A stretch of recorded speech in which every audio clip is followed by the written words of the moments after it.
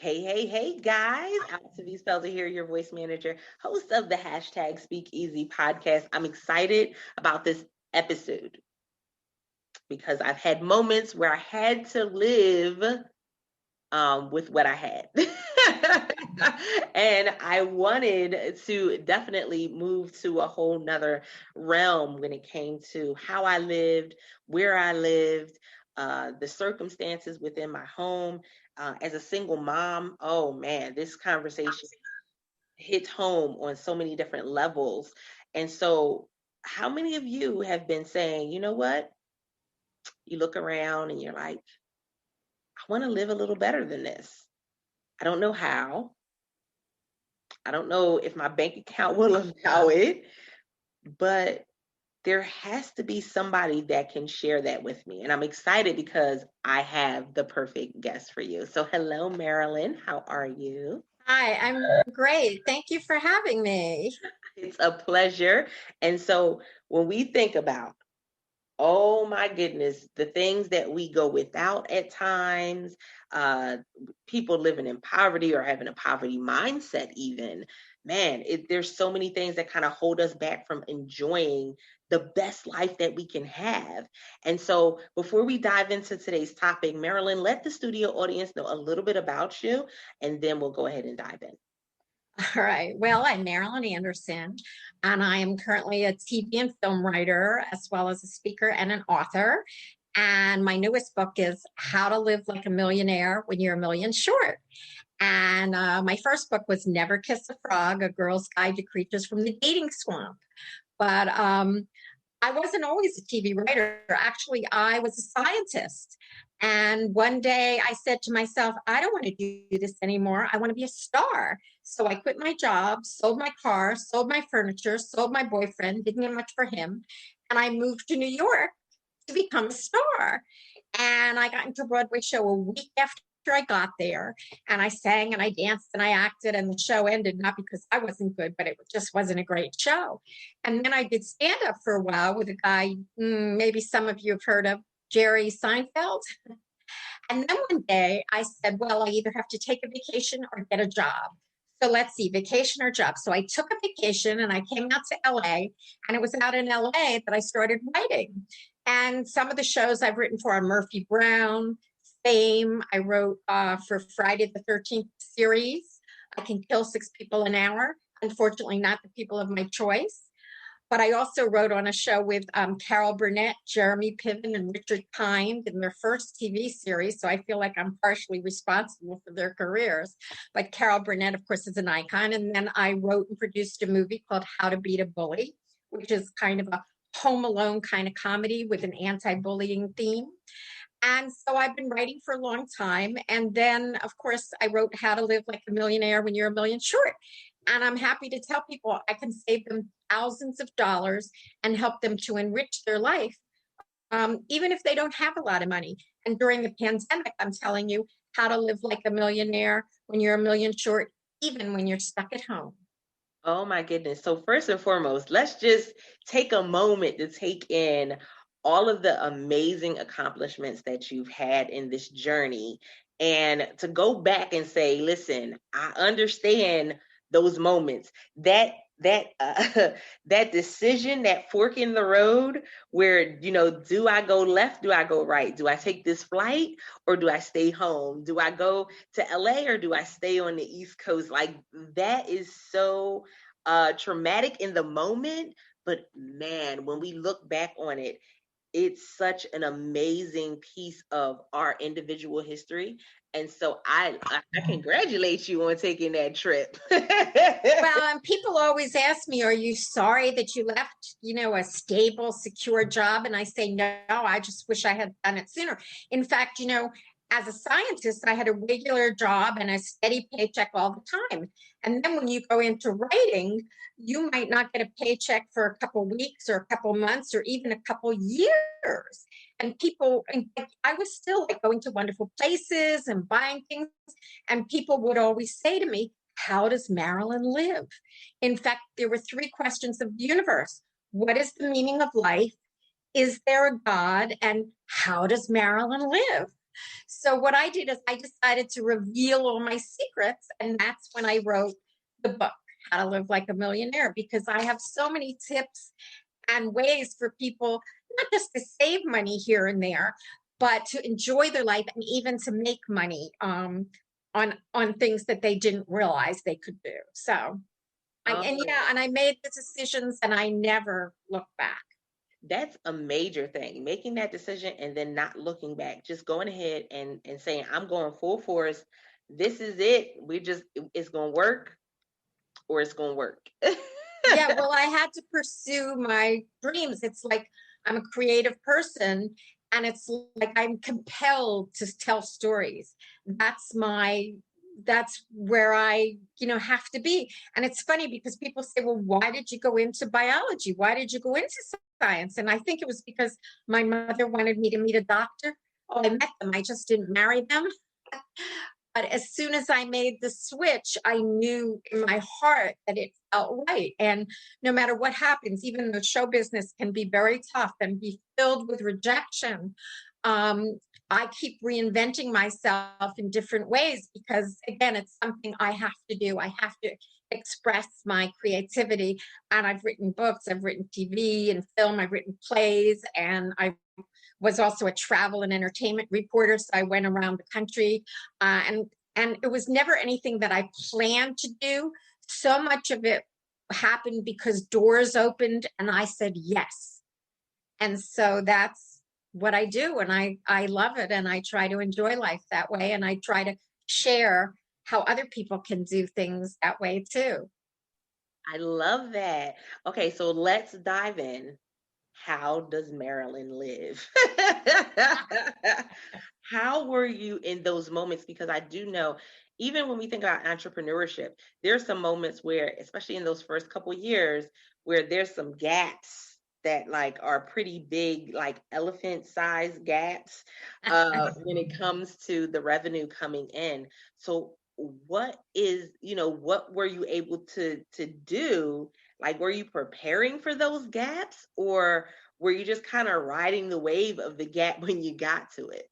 No, well, when I came to LA, I didn't have a job and I had saved a little, but mostly, and I said I love to do big, wonderful things. And I found ways to do them for less.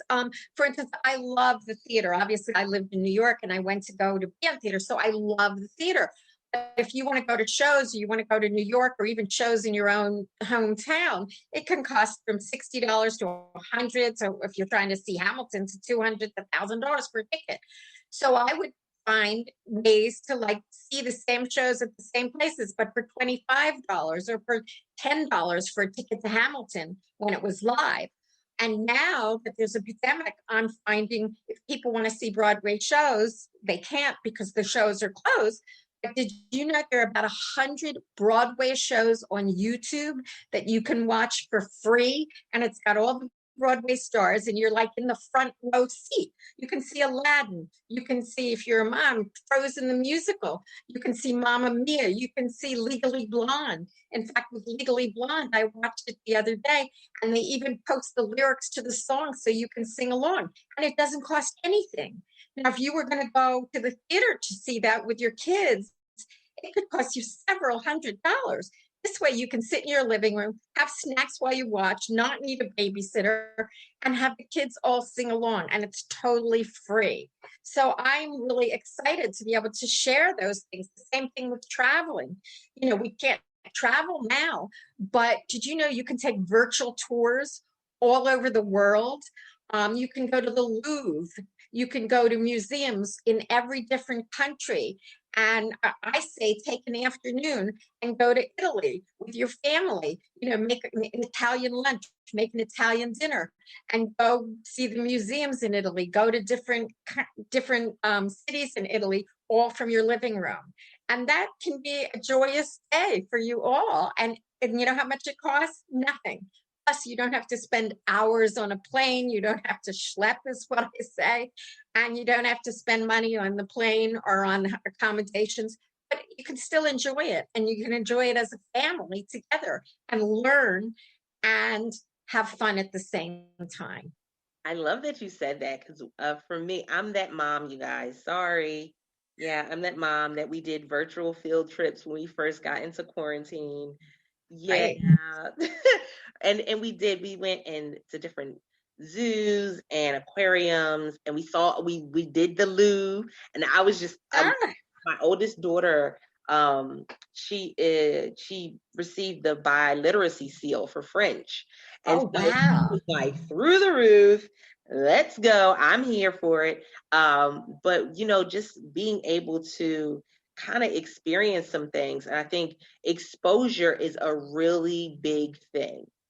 And I think we still don't see how important and how valuable exposure is. And so sometimes saying that yes exposes us to other things. And so I love what you've been sharing because it literally, as we're following along in your journey, every time you said yes, it exposed you to not only other things, but something bigger. Like you being able to connect with Seinfeld, you being able to, Carol Burnett, like these names are household names.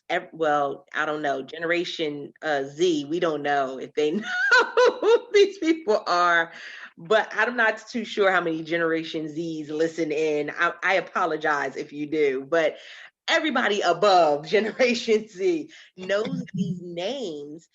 And some of them have been names that they wanted to connect with. Some of these are people that they wanted to meet in person. And man, we got to go back and say, man, I wonder if I would have said yes, where that would have took me. And we never know where the end, like where it's going to end. Well, funny thing that happened, I tell people one of my rules is make an ask of yourself, rules to live like a millionaire by. And not only making an ask, but being open to things. And I had a girlfriend who would go to Canyon Ranch Spa like 4 times a year. Well, that was like $5,000 for 4 days. And the other thing is, remember the things that you want because opportunities may come up and you may want to seize the opportunity, carpe diem. So I always kept in the back of my head, if I ever get the chance, I want to go to Canyon Ranch Spa. So a girlfriend called me up and said they were having a bachelorette auction and a bachelor and bachelorette auction. And did I want to be a bachelorette? So I said, well, sure, I'll do it, And she said, well, everybody has to arrange their own date. So like one person got a dinner for two at a fancy restaurant, and one person got a hot air balloon ride and a picnic, and one person got a round of golf at a country club and lunch in the clubhouse. And I said, wait a minute. I said, Canyon Ranch spa health, and the charity that we were doing it for was the American Lung Association. So I called up this Canyon Ranch and I said, would you donate 2 rooms? And they said, oh, we'd love to. And then I got the airfare donated and I got a limo donated. And, when I went there to be auctioned off, a bunch of handsome strangers, were bidding on me, but I had brought a friend because I didn't want somebody horrible to bid. And so it went 200, 300, 400. And when $1,000 came up, everybody dropped off except my friend and the handsome stranger. And I kept going to my friend, oh, no, let him win it. Let him win it. And the handsome stranger won me. And so I ended up getting a free trip to Canyon Ranch Spa. The handsome stranger got it for, much less than it would have cost normally. And we had a great time. We didn't end up being a romantic item together, but it was because I was open to the possibilities. And I also remembered in the back of my mind something that I wanted, so that when the opportunity presented itself, I jumped on it. So we never know what's going to come up for us, but keep in your mind the things that are on your I want to do list, because sometimes opportunities will present themselves. And again, if you ask somebody, can you, will you, do you? And that's another example for asking is, I had a carpet that needed cleaning, a small little rug. And I called and they said it would be $120. I said, I don't want to spend that. But instead of hanging up, I said, are you having any sales? They said, oh, yes, we have one now. It's 2 for 1. Well, notice they didn't tell me that before. So I didn't have 2, but I hung up. I called the girlfriend. I said, do you have a rug you need cleaning? And so we got a 2 for 1 price because I asked. I was at Nordstrom's and a jacket was $1,000. I couldn't pay for it, but I made friends with the sales girl, which is another rule. And I said, will you call me if it goes on sale? Well, she would call me every couple of weeks until it was like 800, 600, 300. And I went in, I said, it's still a little more than I want. So she said, wait a minute, I'll be right back. She went back. She said, okay, I'm giving you the family and friends price for $149 for $1,000 jacket because I asked. So those are some little examples of rules that you can use, and always ask because it doesn't hurt and you could get things much less and also make friends. I love that. I think we kind of, we get kind of scared to ask, at times, because we're just like, oh, what will people think? What will people say? What if they say yes? Well, another funny ass story is I was going to Puerto Rico and I was going by myself. I really don't like to travel alone. But when I got to the desk clerk and she said, do you want an aisle or a window? I said to her, well, just put me next to a handsome guy. She said, well, why don't you stand back there when you see somebody you like? Give me a signal. I said, oh, I couldn't do that.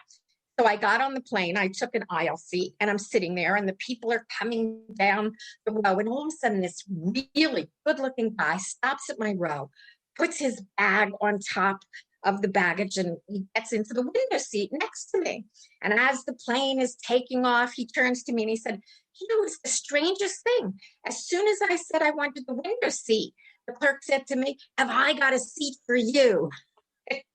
Well, we talked the whole time. We went out that night. We went out the whole time and he paid for everything. And you know why? Because I asked. I said what I wanted, and so it works. Oh my goodness. SpeakEasy listeners, I hope you're paying attention. Ask for what you want, guys. No, don't hold back. It doesn't matter what it is. Ask for what you want. Oh my goodness, I love that. I'm like, I always get the strange people sitting next to me. I know. Well, you have to say what you want, and maybe you'll get a handsome guy like I did. I love that. I love that. Oh my goodness. This has been an amazing episode. And so I love the journey that you've been on, Marilyn. And just, oh my goodness, just when we think about the life that we live, man, we really do have a lot more control over it than we think. Because that ask and saying yes, it's us. Like, we have the power to say yes or no. We have the power and making friends with people too. And particularly during the pandemic, this is a time you can reach out to other people and it helps you, and they're grateful for it also. Exactly. So Marilyn, let the studio audience know where they can find you online and how they can get a copy of the book. Okay. Well, the book is How to Live Like a Millionaire When You're a Million Short. And you can reach me at howtolivelikeamillionaire.com. You can send me a message or you can find out more about the book. And it's on Amazon just by going to howtolivelikeamillionaire.us. So I'm happy to answer any of your questions. And I'm so glad to have been a guest on your show. Thanks so much. I love this. SpeakEasy listeners, listen, we want to know. I know you were listening into this episode. I know you were, because you saw millionaire in the title and it piqued your interest. We want to know how this episode resonated with you. Go ahead and make sure that you leave us a review on your favorite podcasting platform, or come join the conversation, bit.ly/World Voice Community. It's a free Facebook group. We would love to hear what you got from this episode and how, that ask or that yes that you're about to say. We want to support you in that journey. So definitely come on in and let us know, because listen, we'll encourage you if you come and encourage us too. With that being said, I'm your host, Altovise. And until next time, guys, don't forget to press it out. See ya.